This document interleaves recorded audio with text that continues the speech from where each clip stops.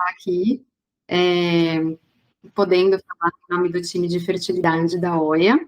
E a intenção desse bate-papo é conversar um pouquinho com vocês sobre congelamento de óvulos e um pouquinho sobre o relógio biológico feminino, para ser um bate-papo mesmo, para desmistificar algumas coisas, tá? Então, espero que vocês aproveitem. Não dá, né, para a gente começar a falar do congelamento de óvulos sem falar sobre a fertilidade feminina. E é quase um bordão que eu uso nas consultas, né, que infelizmente a nossa fertilidade é muito diferente da masculina, né, da dos homens. Então, ao passo que a fertilidade dos homens começa, né, a produção de espermatozoides começa na idade, e eles produzem novos espermatozoides a cada 2 a 3 meses, então a cada 70, 90 dias, nós, mulheres, já nascemos com o nosso estoque total de óvulos. Então, para vocês terem ideia, né, quando a gente tem 20 semanas, né, de gestação, a mãe está grávida da gente com 20 semanas de gestação, já está estabelecido que é um bebê de sexo feminino. Com 20 semanas, nós já temos todos os nossos óvulos. E desse momento em diante, começa a ter uma perda de óvulos, tanto em quantidade quanto em qualidade. E essa produção de óvulos não vai ser recuperada, né? A gente, em nenhum momento na vida, a gente vai produzir mais óvulos.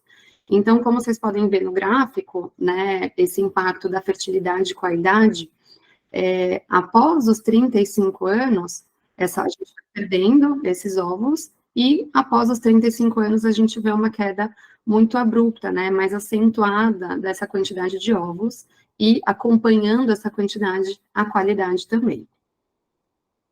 Então, resumo, a fertilidade, né, feminina diminui sim com a idade, e essa fertilidade, a gente vai medir ela, a gente usa muito o termo reserva ovariana para falar desse estoque de óvulos, né? E esse estoque de óvulos a gente consegue medir ou por um hormônio que chama antimileriano, né, o AMH, ou pelo CFA, contagem de folículos antrais. Então, nesse gráfico, vocês conseguem ver, nesse primeiro aqui, a variação do antimileriano com a idade. Então, se ele é um hormônio, né, que a gente mede através de um exame de sangue, que fala sobre a nossa reserva ovariana, e essa reserva vai diminuindo com o tempo, a gente consegue ver aqui, né, então, uma paciente de 23 anos tem essa dosagem bem mais elevada, e com o passar dos anos, vai caindo bastante. A mesma coisa quando a gente utiliza o outro parâmetro, né, a contagem dos folículos antrais, né, que são folículos, é o nome que a gente dá, né, dos óvulos, né, porque o óvulo é microscópico, então, mesmo quando a gente vai fazer um ultrassom para avaliar esses folículos, que eu vou explicar um pouquinho mais para frente, óvulo a gente só vê no microscópio, então é o folículo que a gente vê no ultrassom, que faz essa contagem, e também a gente vê, percebe uma diminuição bem importante com a idade, principalmente, né, se acentuando com os 35 anos. E falando um pouquinho desse tal relógio biológico, né? Nessa imagem, a gente tem duas imagens, né? A de cima, as duas imagens são, perdão, a visualização de um ovário no ultrassom. É um pouquinho difícil, né? Mas eu sempre falo para as pacientes no consultório, olha, eu sei que a imagem é difícil, mas vamos se atentar às bolinhas pretas. As bolinhas pretas é o nosso foco. Então, a gente tem uma imagem mais arredondada, acinzentada, que é o ovário, né? E dentro dele a gente tem essas bolinhas pretas, que é o que eu estava falando agora, que são os folículos. É a casinha dos óvulos. Dentro desse folículo a gente espera que tenha um óvulo. E aí vocês percebam como nessa imagem de cima a gente tem, né, mais ou menos uma, duas, três, talvez 4 folículos, né? E se eu comparar com a imagem de baixo, né, nessa bolinha arredondada cinza, a gente tem mais bolinhas pretas, né? Todas em volta assim, a gente consegue visualmente ver que tem mais bolinhas pretas, e essas bolinhas a gente estima como a reserva ovariana. Então, olhando visualmente, eu já consigo ver que essa paciente de cima tem uma reserva ovariana menor do que essa paciente de baixo. E isso é muito legal, porque em consulta a gente já consegue fazer isso. todas nós, médicas da OI, a gente faz ultrassom em consulta e a gente consegue compartilhar e mostrando para vocês durante a consulta esse parâmetro dessa reserva. Então, por exemplo, se eu fosse utilizar unicamente o parâmetro idade, né, sem olhar quem é essa paciente, de cada exame, eu diria, fala assim, olha, eu suspeito que a paciente de cima tem mais idade, então talvez esteja próximo dos 40 anos, e a paciente de baixo seja uma paciente mais jovem. Porém, por que é importante a gente fazer essa avaliação, né, com o especialista? Porque, às vezes, né, a idade, apesar de ser o parâmetro mais importante, cada corpo é um corpo, e a gente acredita e acompanha muito isso na OIA, né, cada paciente é única. Então, pode sim ser que uma paciente jovem tenha uma reserva diminuída, e aí entra a importância da gente fazer essa avaliação. E aí, qual que é a nossa proposta, né? Então, né, no serviço que a gente oferece na OIA, né, nessa avaliação da fertilidade, a gente vai auxiliar vocês sempre a fazer um planejamento de vida reprodutivo. Isso é muito importante para a gente traçar os próximos passos e alinhar as expectativas, né, de vocês com o futuro. E esse planejamento reprodutivo começa com 4 perguntas. Essas 4 perguntas são clássicas na nossa consulta. Primeiro, a gente vai ver quantos anos você tem, porque, claro, eu estava falando até agora que é o parâmetro mais importante, né, da fertilidade. Segundo, quantos filhos, né, você gostaria de ter, se é que você deseja ter filhos? Então, a gente sabe que isso depende de como vai decorrer, né, a vida, os planos, mas, assim, no seu imaginário, né, quantos filhos você gostaria de ter? 1, 3 filhos, né? E quantos anos você gostaria de estar na sua primeira gestação? E quantos anos você pensa, né, em ter o seu último filho, né? Então, tudo isso vai servir para a gente ajudar vocês a se guiar nos planos. Baseado nessas perguntas e na avaliação da reserva ovariana, que, como eu falei, a gente pode fazer ou pelo ultrassom ou pelo hormônio antimileriano, que é um exame de sangue, vou explicar um pouquinho mais para frente, a gente vai conseguir auxiliar vocês a traçar os próximos passos, tá? E por que falar de fertilidade é diferente de pensar em fertilização? Isso é perfeito, é muito importante a gente falar. Hoje, né, graças a Deus, a gente tem falado mais sobre esses assuntos, mas é muito comum que a gente confunda o significado dessas palavras. Então, assim, quando a gente fala em fertilidade, a gente está falando nada mais do que a capacidade natural de reprodução do ser humano, tá? Então, é a possibilidade de gestar. Já a fertilização é um dos tratamentos que a reprodução assistida oferece, que pode ser natural ou artificial, e aí, por isso que a gente vê tanto esse termo associado a procedimento de reprodução assistida como a fertilização in vitro, se for artificial. O planejamento de vida fértil que a gente propõe, ele vai te ajudar a entender sua fertilidade, ou seja, a capacidade de gerar uma vida naturalmente hoje e te preparar para o futuro baseado nisso. E o que você descobre fazendo esse planejamento de vida fértil? Então, primeira coisa, né? Primeiro, a gente vai descobrir como está a sua reserva ovariana. Se a sua reserva ovariana está acima, abaixo ou dentro da média da sua idade. Então, quando a gente faz tanto a contagem dos folículos antrais pelo ultrassom, ou quando a gente dosa o hormônio antimileriano pelo sangue, a gente não está buscando um número exato, né, para falar assim, olha, você tem X óvulos, você tem essa quantidade.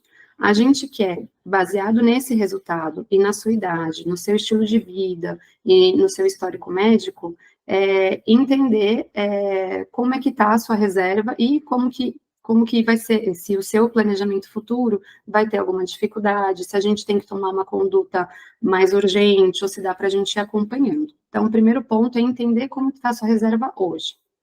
Segundo ponto, com esses exames, essas avaliações, a gente consegue estimar se você vai chegar na menopausa antes da média da idade para a mulher brasileira. Então, esse é um ponto importante. A gente considera normal entrar na menopausa após os 40 anos, sendo que a média aqui no Brasil é ao redor dos 50 a 52 anos. Se a gente tem uma paciente jovem com um antimileriano muito baixo ou uma contagem de folículo antral pelo ultrassom muito baixa, a gente pode suspeitar que essa paciente tem a chance de entrar na menopausa um pouquinho mais cedo dessa média, e aí acelerar os planos também, se for o caso, tá? O terceiro ponto, até que idade é mais seguro planejar uma gravidez natural? Então, aqui na OIA, a gente sempre faz um planejamento personalizado, avaliando esses fatores que eu falei, o antimileriano e o ultrassom, associado ao seu histórico pessoal, para chegar na melhor resposta para você. Então, se está seguro você esperar mais um tempo, se é melhor preservar a sua fertilidade com congelamento hoje. Então, a gente vai conseguir traçar isso com você também. E por último, quando e se faria sentido pensar em congelamento de óvulos, tá? Isso é uma coisa importante, nem todas as pacientes vão precisar congelar óvulos ou têm a indicação de congelar óvulo, mas é baseado nesses planos e nos seus exames que a gente vai conseguir afirmar com mais segurança. E aí, é muito comum surgirem algumas dúvidas, né? Então, as que mais aparecem no consultório. No meu caso, até que idade vale a pena congelar? Ah, então como saber se chegou ou passou da minha hora? Eu preciso largar tudo e congelar meus óvulos agora mesmo? E a gente tem que lembrar, cada corpo é único. Isso a gente vai bater sempre na tecla aqui na OIA. Cada paciente é uma paciente, tem seu histórico, tem a sua idade, tem o seu histórico de saúde. Então, cada corpo é único. A gente vai fazer essa avaliação individualizada com vocês. E aí, esse mito ou verdade? Só vale a pena congelar os óvulos até os 35 anos? O que vocês acham? Eu falei que depois dos 35 anos a reserva ovariana diminui bastante. Então, só vale a pena congelar até os 35 anos? Se eu tô com 37 anos, então já não tem jeito de eu congelar meus óvulos? E isso é um grande mito. Eu brinco também, outro bordão que eu sempre uso na consulta, você nunca mais vai ser tão jovem como hoje. Então, mesmo que você tenha passado dos 35 anos, que é, né, a gente considera dos 34 até os 36 anos, a idade ideal, né, limite para congelar os óvulos. Se a gente está falando de uma Uiana, que é o nome carinhoso que a gente chama nossas pacientes, né, se a gente está falando de uma Uiana de 37, 38 anos, que ainda não tem uma parceria definida, ou que ainda não tem certeza se quer engravidar, mas gostaria de tirar essa dificuldade do futuro, é claro que é melhor ela preservar a fertilidade dela, ou seja, congelar os óvulos, garantindo a quantidade e a qualidade de hoje, do que correr risco esperando uma gestação natural, ou mesmo deixar para congelar mais para frente, tá? Então, é um grande mito. A gente prioriza, queria que existisse essa conscientização de fazer essa preservação antes, mas não, a verdade é que não há uma idade muito limite para esse congelamento, tá? Mas será que eu preciso congelar meus óvulos?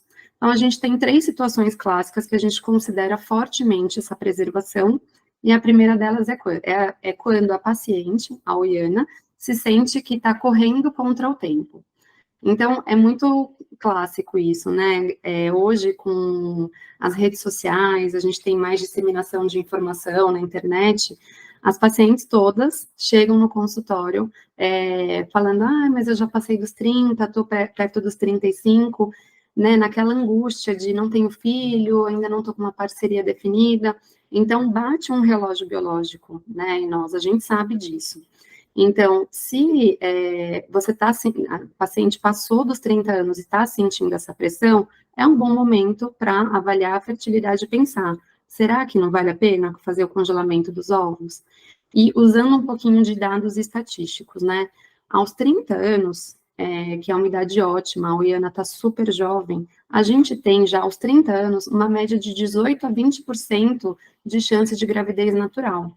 Então, vejam só, numa idade muito jovem, na melhor idade, a taxa de gestação não é tão alta. E quando a gente deixa o tempo vai passando, então, aos 35 anos, essa taxa de sucesso de gestação cai para 15% ao mês. Ao passo que, após os 40 anos, essa taxa cai em volta de 5%.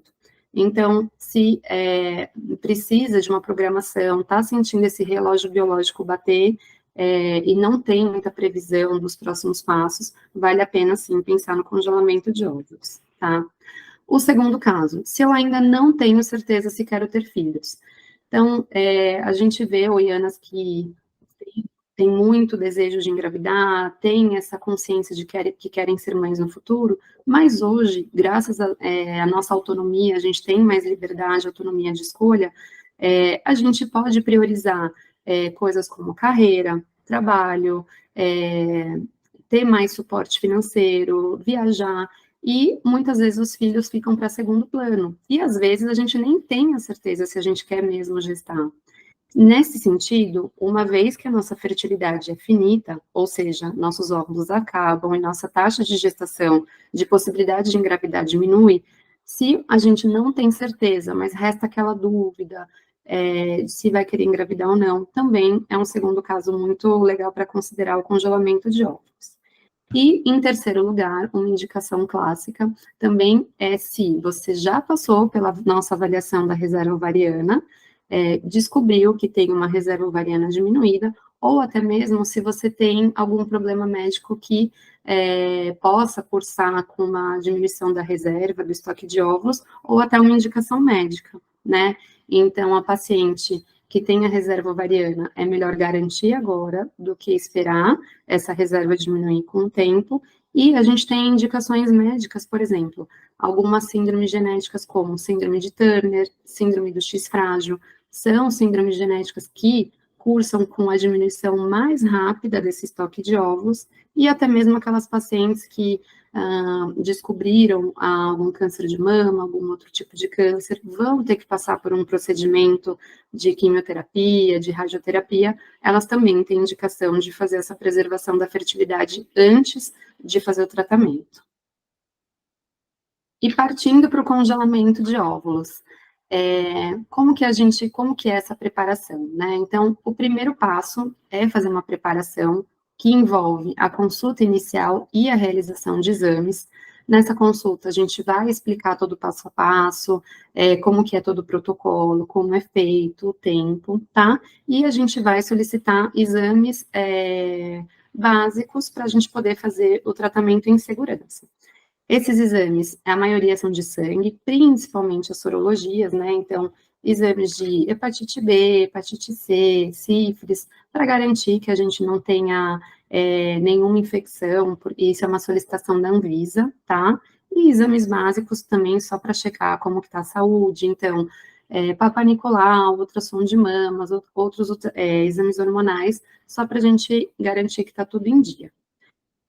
E a gente pode fazer isso na OIA através da descoberta da fertilidade, que é o nosso serviço online, em que uma enfermeira da nossa equipe vai até a casa da oiana coletar o antimileriano, que é aquele exame de sangue. Então, no conforto do lar de vocês, a gente consegue fazer essa coleta e depois vai agendar um bate-papo online para falar mais sobre a sua reserva, ou a gente consegue fazer isso com a consulta presencial. Depois disso estabelecido, né, então avaliamos os exames, explicamos todo o passo a passo, a gente vai começar o tratamento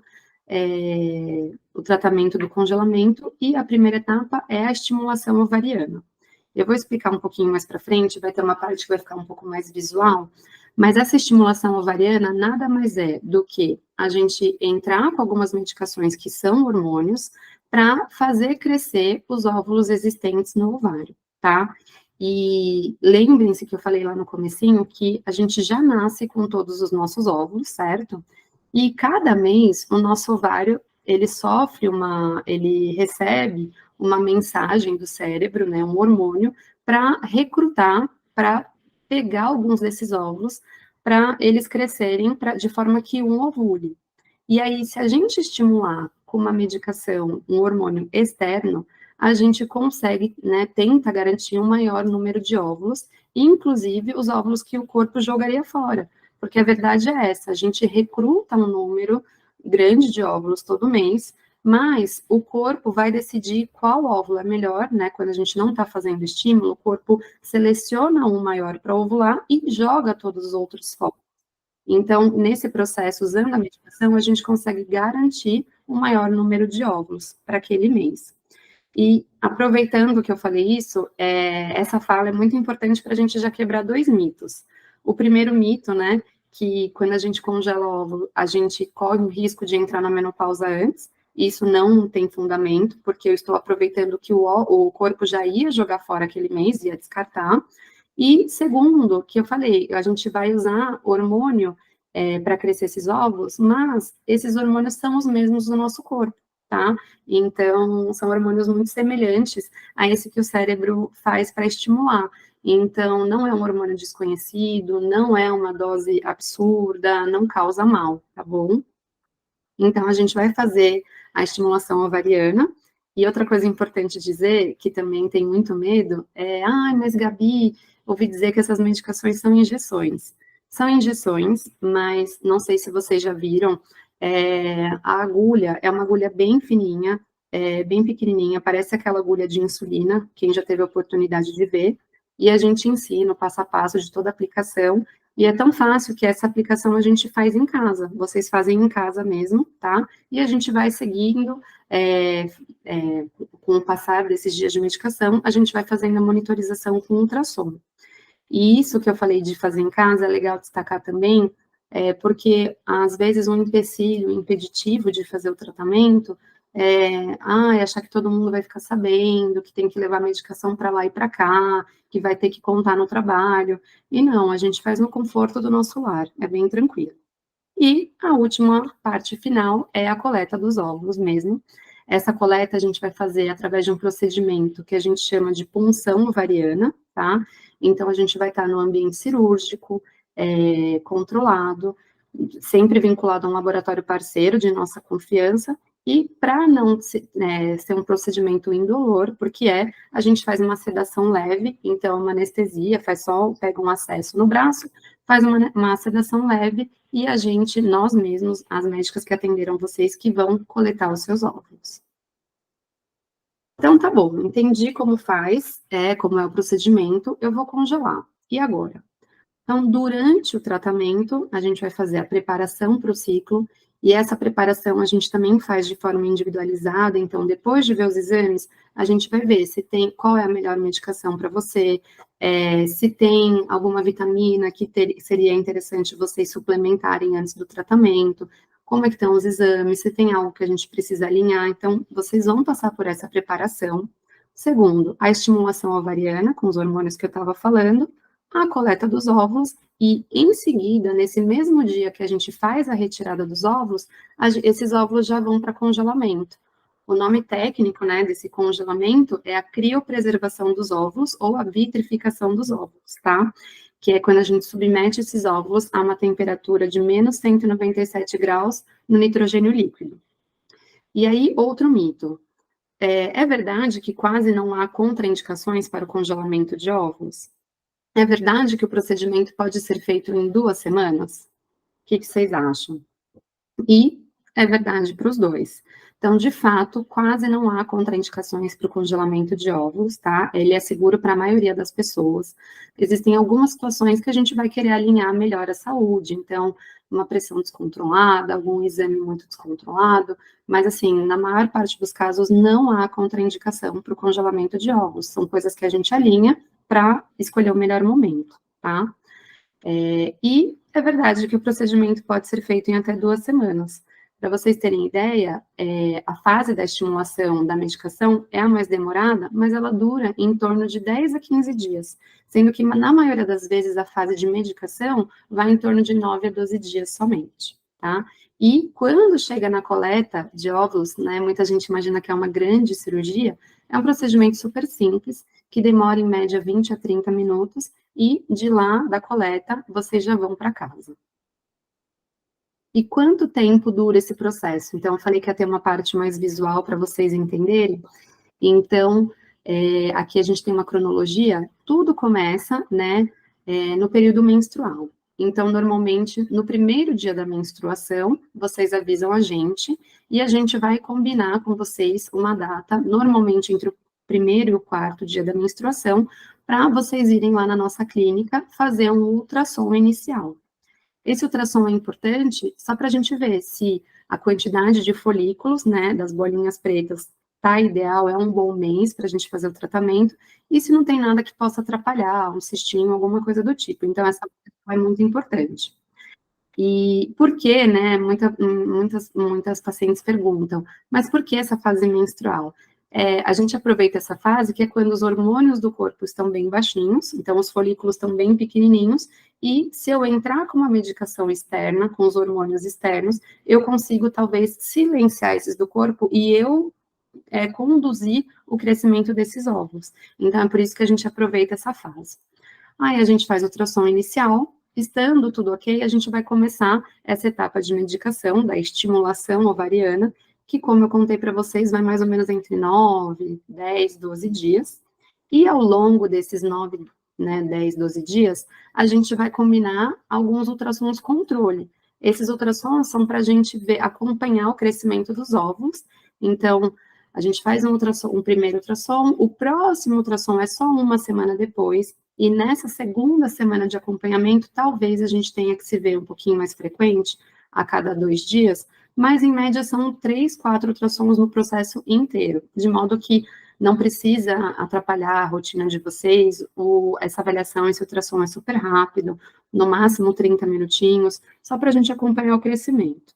E quando a gente vê que os óvulos cresceram em número, né, e principalmente em tamanho, atingiram o tamanho que a gente queria, a gente faz uma medicação final, que a gente chama de trigger, que é para forçar o amadurecimento desses óvulos, porque só vai importar para a gente, só vai virar embrião no futuro, se precisar, os óvulos maduros. Então, a gente faz essa injeção final e 36 horas depois, mais ou menos, a gente vai fazer a coleta dos óvulos no nosso laboratório parceiro. Então, é bem tranquilo, em 12 dias, mais ou menos, a gente consegue terminar tudo. E o que pode acontecer no processo, né? Então, essa outra pergunta campeã. O que eu posso sentir de sintomas, né? Então, retomando um pouquinho o que eu falei, se eu vou utilizar um hormônio que é muito parecido do que a gente libera no ciclo menstrual, e talvez uma quantidade um pouquinho maior, eu gosto de brincar com as pacientes que é como se fosse uma grande TPM, né? Então, nada que a gente já não tenha passado. Infelizmente, muitas mulheres, né? A gente sente isso da TPM, mas é aquela TPM. Então, assim, o que a gente pode sentir? Normalmente pode sentir um pouquinho de uma dor de cabeça leve, tá? Uma sensibilidade nas mamas, uma sensação mais sensível, dolorida das mamas. Pode sentir um pouquinho de desconforto abdominal, uma cólica leve e até uma sensação de edema abdominal. Pode ter um pequeno sangramento leve, não é o mais comum, ondas de calor e um pouquinho de alteração de humor, tá? Esses são os mais comuns, mas lembre-se que a gente sempre fala na hora, cada corpo é único, cada corpo é um corpo. Tem paciente que sente 2 ou 3 sintomas, tem paciente que passa o processo de forma sem sentir nada, cada corpo é único e cada ciclo é único, tá? Tem sintomas, são muito raros, mas a gente sempre orienta, né? Então, assim, falta de ar, uma dor muito importante, um sangramento muito importante, tudo isso precisa ser avisado, mas é algo que a gente não vê na nossa prática clínica, tá? Isso são sintomas bem raros, menos de 2% dos pacientes relatam esses sintomas. E hematomas, né? É um sintoma que pode acontecer, hematoma na região abdominal, por conta da aplicação das injeções, mas também é bem tranquilo, tá? E o que esperar da experiência com a OIA? Por que a experiência com a OIA é diferente? Primeiro, que toda essa experiência foi pensada em você. Então, por trás disso tudo, da OIA, a gente tem toda uma equipe científica muito preocupada com pesquisas e testes, que, baseado nessa pesquisa, a gente conseguiu construir uma jornada única no mercado, e essa jornada sempre vai ter a OIANA, né, a nossa paciente, como centro de tudo, tanto na escolha da medicação, no melhor agendamento do melhor horário, de tudo, tá? Então, a OIANA é o centro do nosso tratamento. Segundo, condições especiais de pagamento. Então, a gente preza muito pela transparência e facilitações, né, para as OIANAs, para terem acesso ao tratamento. A gente sabe que a gente não tem muita facilitação no Brasil, não é um tratamento, no Brasil e no mundo todo, na verdade, né? não é um tratamento de baixo custo, mas aqui a gente prioriza a transparência, de forma que, quando você começa o tratamento, quando você fecha o tratamento, você sabe o que você está pagando, não vai ter uma surpresa no final do tratamento de que, foi usada uma medicação a mais, o centro cirúrgico isso, então a gente já tem todo esse preço estabelecido, de modo a não haver surpresa, e a nossa equipe do financeiro sempre está em conjunto também para facilitar para oferecer soluções diferenciais, tá? E, além disso, o jeito OIA de cuidar de você. Então, a gente prioriza muito acolhimento, pontualidade e atendimento inclusivo. A gente tem uma equipe, né, dedicada a te acolher desde o primeiro momento, e essa equipe, né, por exemplo, desde o agendamento do WhatsApp, a nossa equipe é toda composta por profissionais da saúde. Então, sempre quem está falando com vocês é algum profissional da saúde. A gente tem uma equipe de cuidados formada por psicóloga, biomédico, então está sempre todo mundo dando assistência. E tá bom, congelei os óvulos. O que vem depois de congelar os óvulos? Então, eu falo também que, assim, não é todo mundo que congelou os óvulos que obrigatoriamente vai ter que usar esse óvulo no futuro, né? Muitas pacientes a gente torce até para que não, para que seja só uma preservação da fertilidade. Outro bordão também que eu uso, que é: o congelamento é um presente que seu eu do futuro, do presente, dá para o seu eu do futuro. Então, muitas pacientes não vão ter que utilizar, ou não vou utilizar para o primeiro filho, mas talvez para o segundo filho, porque está com idade mais avançada. Mas, ok, chegamos ao ponto de ter que utilizar os óvulos. Como que a gente faz isso? Então, primeiro, a gente vai pegar esse óvulo congelado, ele vai ter que passar pelo processo de descongelamento e pelo processo de fecundação através da fertilização in vitro. Então, a gente retira o óvulo, colhe o material, o espermatozoide, e vai fazer essa fertilização.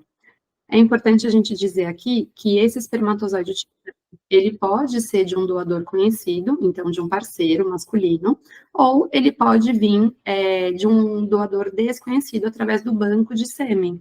No caso, que a gente faz muito tratamento de gestação independente e de casais homoafetivos femininos, tá? A gente auxilia nesse processo da escolha do sêmen, do banco de sêmen também. Então, seja qual for o parceiro conhecido, o banco de sêmen, o óvulo vai ter que passar por esse processo de fertilização. Depois da fertilização, mais ou menos após 3 a 5 dias, a gente vai ter algumas divisões, vai ser formado um embriãozinho, e esse embriãozinho que a gente vai transferir para dentro do útero, na transferência, para a gente tentar conseguir a gestação, tá?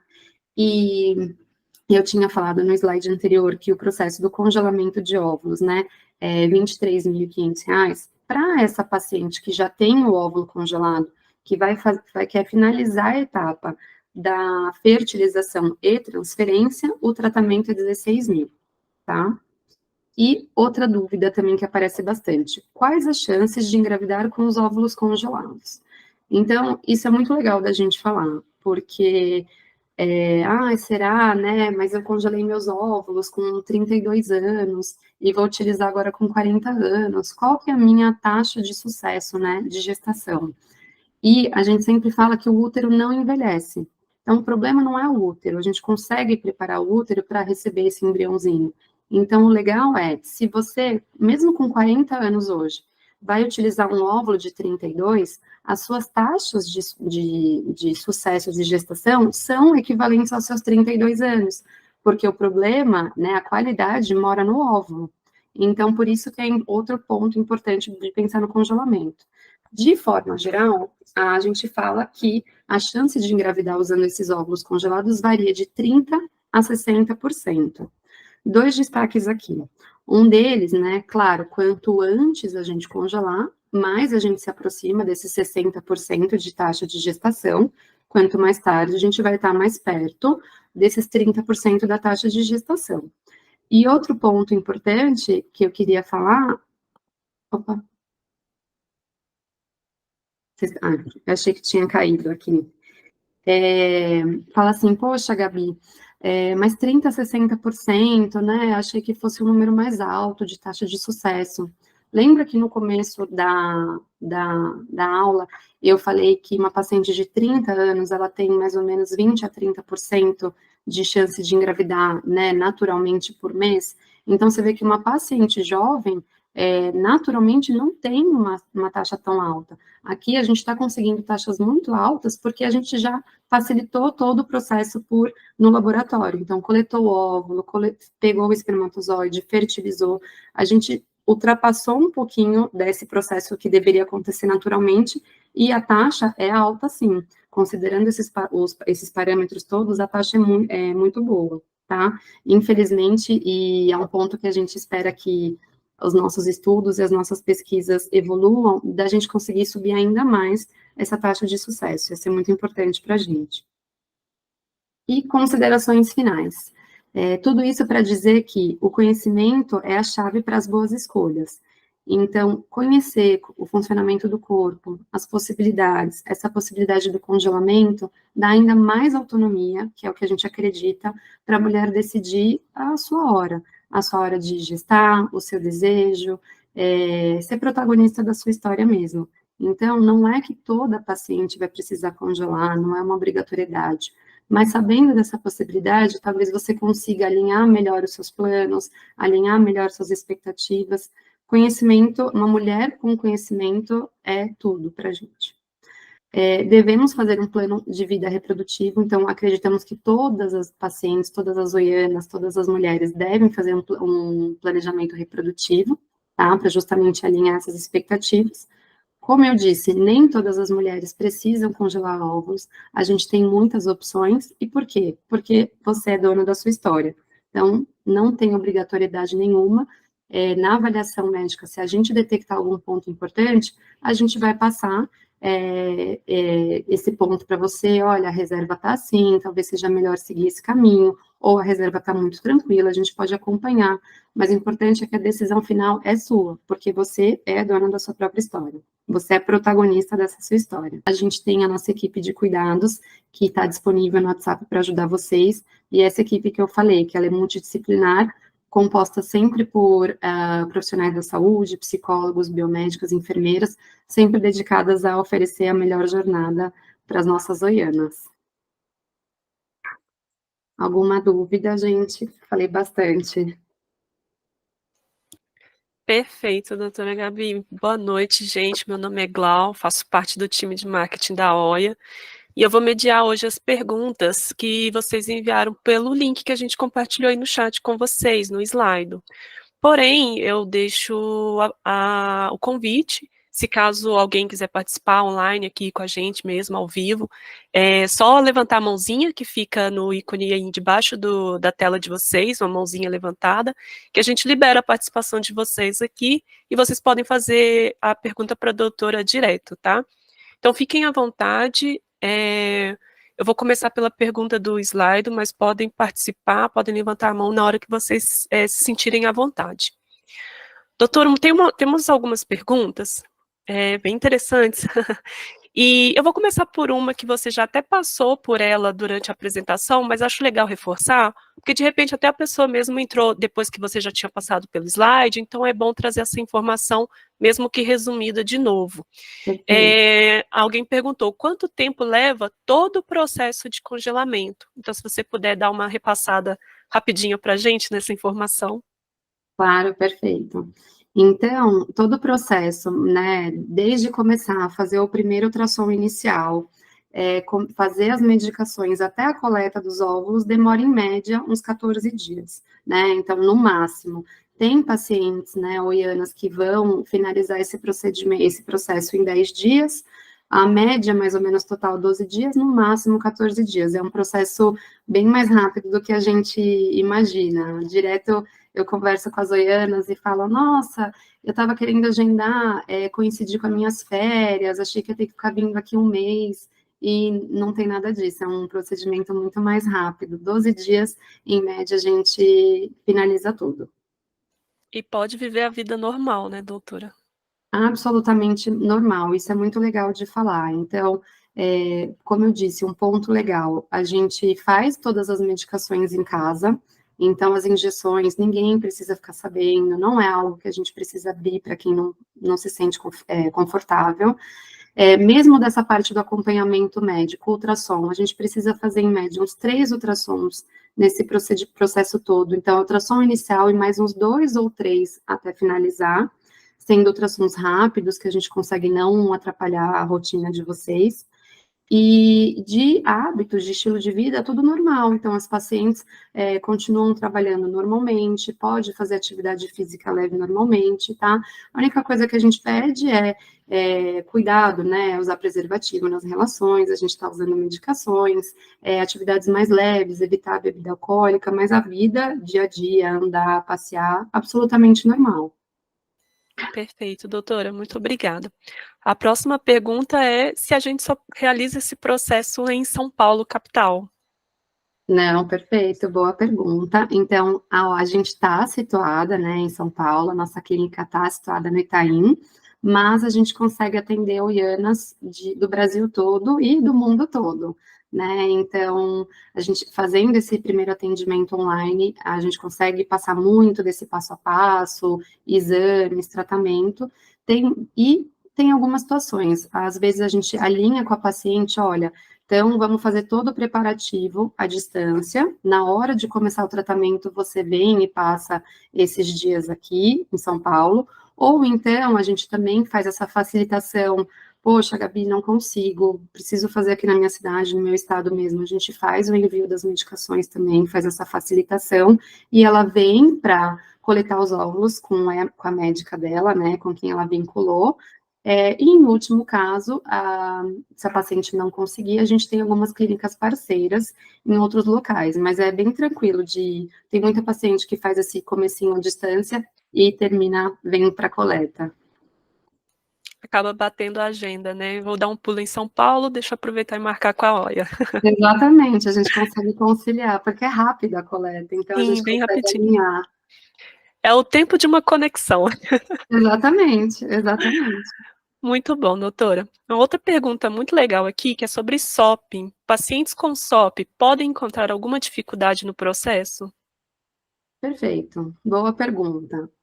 E assim, na verdade, quando a gente está falando, então, a SOP, né, a síndrome do ovário policístico, classicamente são pacientes que, né, têm uma reserva ovariana, ou pelo menos muitos óvulos visíveis no ultrassom. Então, se a gente fosse pensar assim, uma dificuldade de conseguir um bom número? Não, né? Ela já está partindo de um bom número. Na verdade, a gente tem até que tomar cuidado, por isso que é importante uma equipe especializada para dosar bem essa dose hormonal que a gente vai utilizar para essa paciente não evoluir para um outro quadro, que é super raridade, mas estimular demais. Porém, então, em termos de quantidade, não.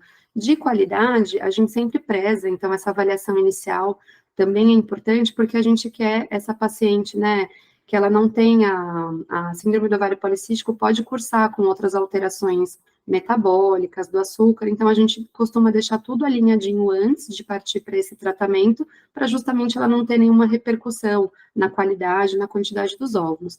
Então, assim, não tem uma dificuldade, mas é importante a equipe especializada, a gente cuidar por conta de dosar a quantidade hormonal, de dosar quando vai fazer essa coleta, mas não costuma ter uma dificuldade adicional só por ser SOP, não. Perfeito. Obrigada, doutora. A próxima pergunta é possível avaliar quantos óvulos saudáveis vou conseguir de uma vez a partir de algum exame ou avaliação? Então, assim, pelo que eu estou entendendo, assim, se a gente consegue estimar, né, a qualidade, né, avaliar óvulos saudáveis é avaliar a qualidade.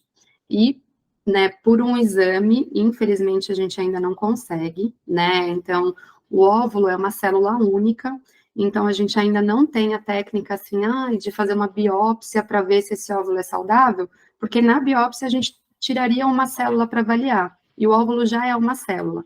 Então, infelizmente, não existe um exame para a gente ver a qualidade dos ovos. Como que a gente mede indiretamente a qualidade? Com a idade. Por isso que a gente bate tanto na tecla, né, de priorizar o congelamento o quanto antes, fazer esse planejamento, e eu sempre falo, a gente nunca mais vai ser tão jovem como hoje. Então, o principal critério de qualidade é a idade mesmo, ainda não há exame. Perfeito. Todo um cruzamento de dados, né? A Uhum. investigação é feita para que a gente possa ter mais conhecimento mesmo e tomar a decisão correta. Com certeza. Ou torne as nossas escolhas mais flexíveis. Perfeito. Uma pergunta também bem interessante, que eu acho que a gente não abordou na apresentação, é qual o valor para manter os óvulos congelados?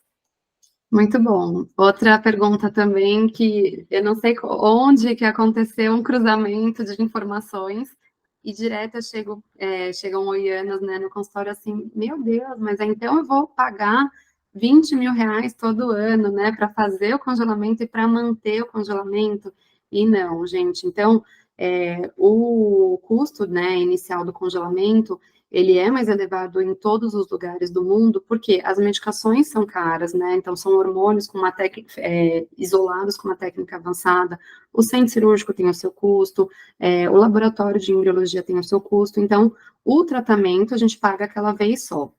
A manutenção, então, assim, os óvulos vão ficar armazenados no seu botijão de nitrogênio líquido, né? De nitrogênio líquido, e o laboratório parceiro, ele cobra uma taxa de manutenção por um ano. A cada um ano, a gente faz a renovação dessa parcela, mas o legal é que na OIA, essa primeira anuidade está inclusa nesse valor inicial, né, do tratamento, e quando findou esse um ano, a taxa gira em torno de R$ 2.000 por ano, tá?